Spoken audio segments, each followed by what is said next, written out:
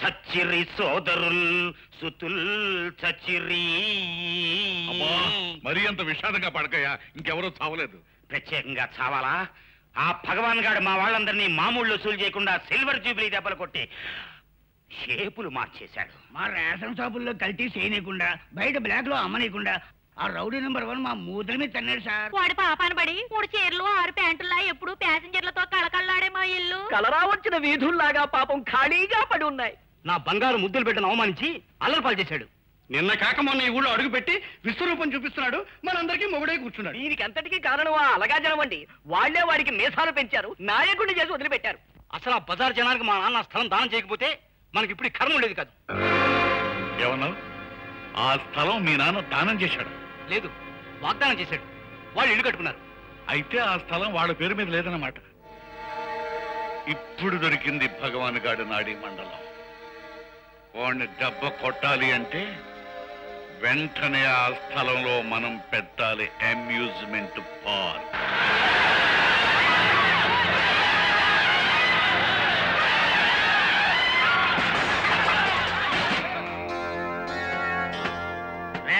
బజారు బిడ్డల్లారా, మీసాల వెంకటప్పయ్య గారు ఇక్కడ అమ్యూజ్మెంట్ పార్క్ పెట్టబోతున్నారు.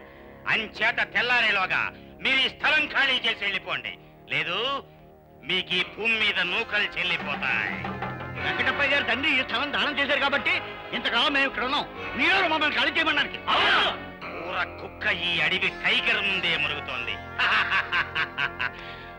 మొరక్కుండా మురిక్కాలవలో తొక్కేయండి. ఈ టైగర్ ప్రతాపం చూపించండి.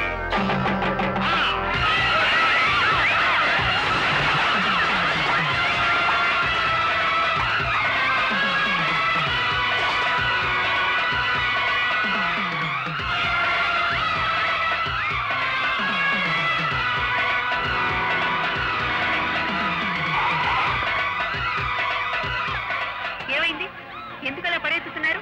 దౌర్జన్యంగా మా కొంపలు ఖాళీ చేస్తున్నారమ్మా. రిపోర్ట్ చేయడానికి పోలీస్ స్టేషన్ వెళ్తున్నారా? కాదమ్మా. మరి కలెక్టర్ దగ్గరకా? కాదమ్మా. మంత్రి గారి దగ్గరకా? లేదమ్మా. మరి ఎక్కడికి వెళ్తున్నట్టు? మమ్మల్ని కాపాడే భగవాన్ దగ్గరికి వెళుతున్నామమ్మా. భగవాన్? అవునమ్మా. ధర్మకంట మోగిస్తే చాలు దేవుళ్ళ వచ్చి మా కట్టాలు కడతీరుస్తాడమ్మా.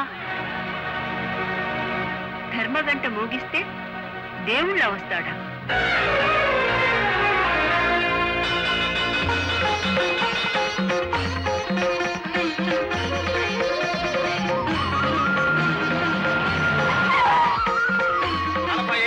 తండ్రి దానం చేసిన స్థలాన్ని తిప్పి తీసుకునే హక్కు మీసాల వెంకటప్పయ్యకి ఎవడిచ్చాడో నేను తెలుస్తాను.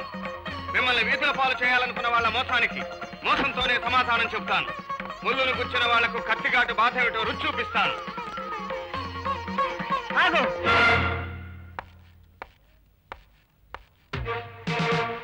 ఎవరు నువ్వు? ఆర్తిలో ఉన్న వాళ్ళని ఆదుకునే మనిషిని. ఎందుకు వెళ్ళిన రెచ్చగొడుతున్నావు? పొరపాటు. పేదవాళ్ల బతుకులు రచ్చకెచ్చబడుతుంటే రక్ష కోరి వచ్చి ధర్మగంట మోగించిన వాళ్లకు రక్షణ కల్పిస్తానంటున్నాను. నీ ఇంటి ముందు నువ్వు కట్టిన గంట ధర్మగంట అవుతుందా? అది మోగిస్తే న్యాయం చేయడానికి నువ్వు దేవుడు అనుకుంటున్నావా? ఇది ద్వాపరయుగం అనుకుంటున్నావా? ఆ యుగంలో కౌరవులు కీచకులు మళ్లీ జన్మనెత్తి మారణ హోమం చేస్తుంటే ఈ నరుడు నారాయణుడు కాక తప్పదు.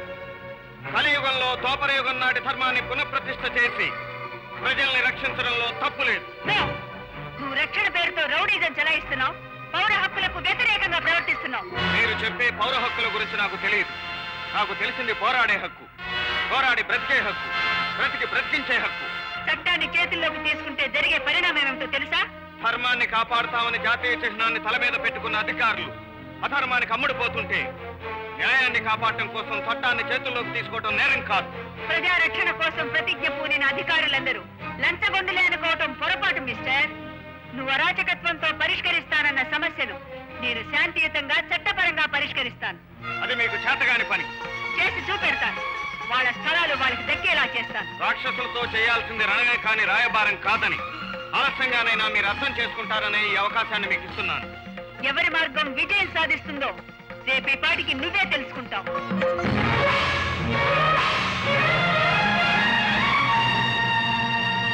జుర్రు, బాగా జుర్రు. 1000 ఐస్ పుల్లు దొరుకో. లక్షలు విలువ చేసే ఆ స్థలం మనకు వచ్చేస్తోంది. జుర్రు జుర్రు. నా బతుకంతా ఐస్ ఫ్రూట్ జూరుకోవడంతో సరిపోయింది. వెంకటప్పయ్య గారు. ఎస్పీ గారా? ఏమిటి ఇలా వచ్చారు? ఇక్కడ ఎవరు నేరస్తులు లేరే? సే వీళ్ళు కాఫీ పట్టరా. ఎస్పీగా వచ్చి ఉంటే యూనిఫామ్ లో వచ్చి ఉండేదాన్ని. మరి ఎందుకు వచ్చినట్టు? పేదవాళ్ళ నివాసం ఉంటున్న స్థలం మీ నాన్నగారు దానం చేసింది కదా. వాగ్దానం చేసింది. పత్ర రూపంలో ఉన్నా వాకు రూపంలో ఉన్నా దానం దానమే కదండి. అది కాదమ్మా, ఆ స్థలంలో అమ్యూజ్మెంట్ పార్క్ పెట్టి ప్రజలకు వినోదం కలగజేయాలని చూస్తున్నాం.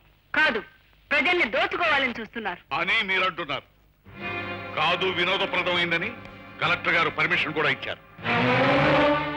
ఆ స్థలాన్ని వెంటనే ఖాళీ చేయించమని కోర్టు ఇచ్చిన ఆదేశం.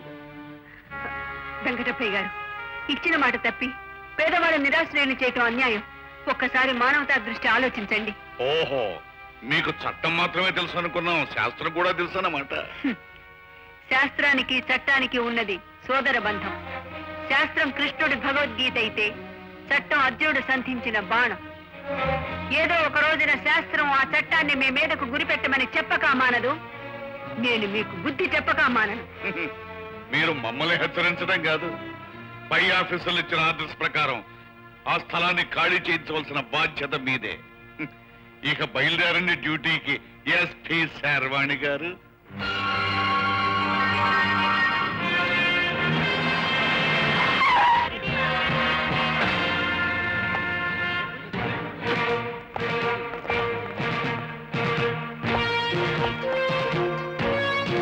ఈ నిరుపేదలకు న్యాయం చేయటానికి తరలి వస్తున్న ధర్మదేవతకు స్వాగతం.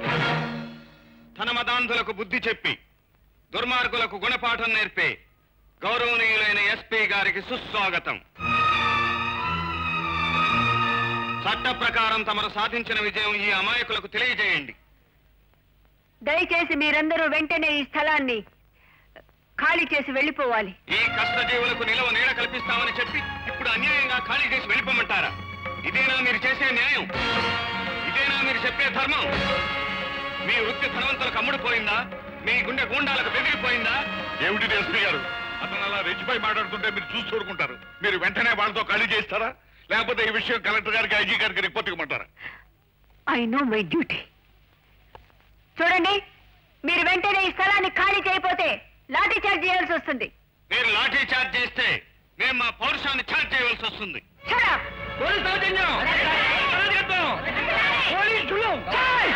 ఆపండి ఆపండి. అమ్మా ఎస్పీ గారు, వాళ్ళు ఈ ప్రదేశం ఖాళీ చేయక్కర్లేదు. నేను మనసు మార్చుకున్నాను. అమ్యూజ్మెంట్ పార్క్ పెడతామంటే భుజాలు ఎగరేసావు, ఇప్పుడే వచ్చిందయ్యా. దైవ దర్శనం అయింది. రాత్రి భగవాన్ నా పడక గదిలోకి వచ్చి, భగవాన్ అంటే ఆ భగవానేనా? కాదు కాదు, భగవాన్ శ్రీకృష్ణ పరమాత్మ నా పడక గదిలోకి వచ్చి, నాయన మీసాల వెంకటప్పయ్య కక్కిన కూటు కోసం ఎందుకు ఆశపడతామని ఉపదేశించాడు. నీలాంటి పిరికి వలసతో పార్ట్నర్షిప్ పెట్టుకోవడం నాదే బుద్ధి తక్కువ. నువ్వు వచ్చాయి. అన్నయ్య బాబు భగవాన్, వీళ్ళందరి పేరు మీద రిజిస్ట్రేషన్ చేసి పట్టాలు తీసుకొచ్చాను. అందుకే ఆలస్యమైంది. ఇంకో పట్టాలు.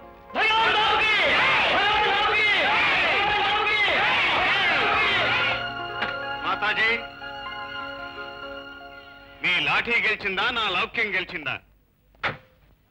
అతను మనసు మార్చుకున్నాడు గనక నువ్వు గెలిచానని భ్రమపడుతున్నావు. అతను మనసు మార్చుకుని ఉండకపోతే ఇప్పుడు నిలబెట్టుకున్న స్థలం రక్తం చిందించి నిలబెట్టుకోవాల్సి వచ్చేది. రోజులన్నీ నీవి కావు, ఓటమంతా నాది కాదు.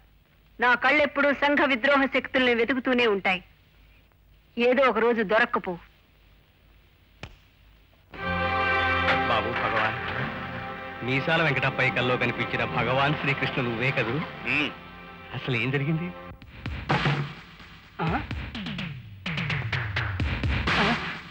నువ్వా?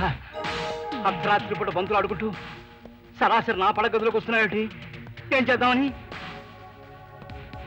కడసారిగా నిన్ను చూసిపోదామని వచ్చాను.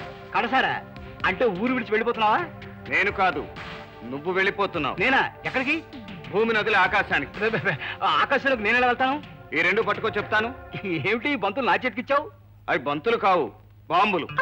బాంబులా? అమ్మో, ఇప్పుడు నాకు అర్థమైంది. టికెట్ లేకుండా పైకి వెళ్ళిపోతాను. ఏమేమి ఇవి పట్టుకో. నాకిస్తానేమిటి? ఏ మొగడా, కిటికీ నుంచి బయటికి పోయి. అర్ధరాత్రి పూట వచ్చి ఏమిటయ్యా నీ దౌర్జన్యం? ఎన్నో ఏళ్లుగా పేదవాళ్ళు నివసిస్తున్న స్థలాన్ని ఖాళీ చేయించడం దౌర్జన్యం కాదా? అదేమిటయ్యా, అది నా స్థలం, నా ఆస్తి. అది పేదవాళ్ళకి ఇచ్చినట్టుగా సాక్ష్యాలు ఎక్కడున్నాయి? సాక్ష్యం దొరకని పనులు నేను కూడా చాలా చేయగలను. ఇప్పుడు ఈ బిల్డింగ్ మీద బాంబుల వర్షం కురిపిస్తాను. సజీవంగా మిమ్మల్ని ఇద్దరిని ఇక్కడే భూస్థాపితం చేస్తాను. డాడీ మీరేం కంగారు పడకండి. మీరు సన్ లాగా చూసుకునే కూతురు గన్ తీసుకొచ్చింది. Don't move. ఈ గుండు నీ గుండెల్లోకి సూటిగా వెళ్ళిపోతుంది. దేవుణ్ణి ప్రార్థించుకో.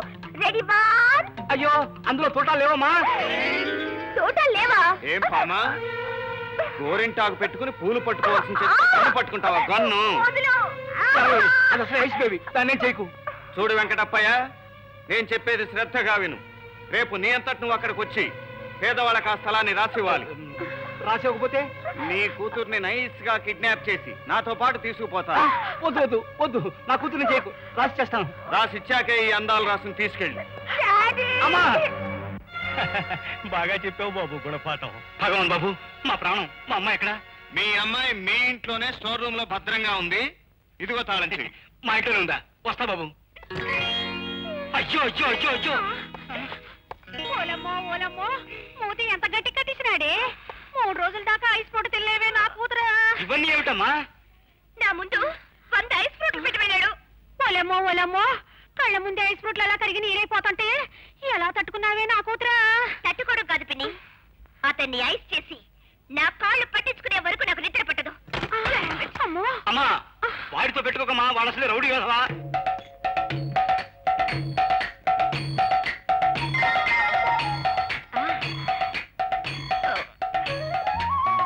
ఓం వినాయకాయ నమః, ఓం వినాయకాయ నమః, ఓం వినాయకాయ నమః. హే భగవాన్, ఓం విఘ్నేశ్వర, ఓం వినాయక విఘ్నేశ్వర వినాయక. తండ్రి వినాయక, నా వరం ఫలించినట్టుంది. మగ గొంతు వినిపిస్తుంది. మా గాడికి మగ్గొంతుండక ఆడగొంతుంటుందా స్వామి? తండ్రి వినాయక, నిన్ను నమ్మి కళ్ళు తెరిచేస్తున్నా. Good morning. నువ్వా వినాయక? ఏమిటి వింత? వింత లేదు బొంత లేదు. ఏమిటి జపం?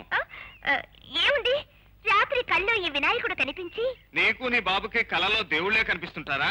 ఎస్, కనిపించి బిడ్డ సత్య తెల్లవారుజామున లేచి మంగళ స్నానం చేసి ఒంటి కాలు మీద నిలబడి కొంగ జపం చెయ్యమ్మా అని చెప్పాడు. అంతేకాదు, కళ్ళు తెరిచేసరికి నీ ఎదురుగా ఏ యువకుడు నిలబడతాడు, వాడే నీ భర్తని కూడా చెప్పాడు. అమ్మో, అయితే నేను నీకు కనిపించలేదు. నాదా? నాదా లేదు బాధ లేదు, నన్ను వదిలి తల్లి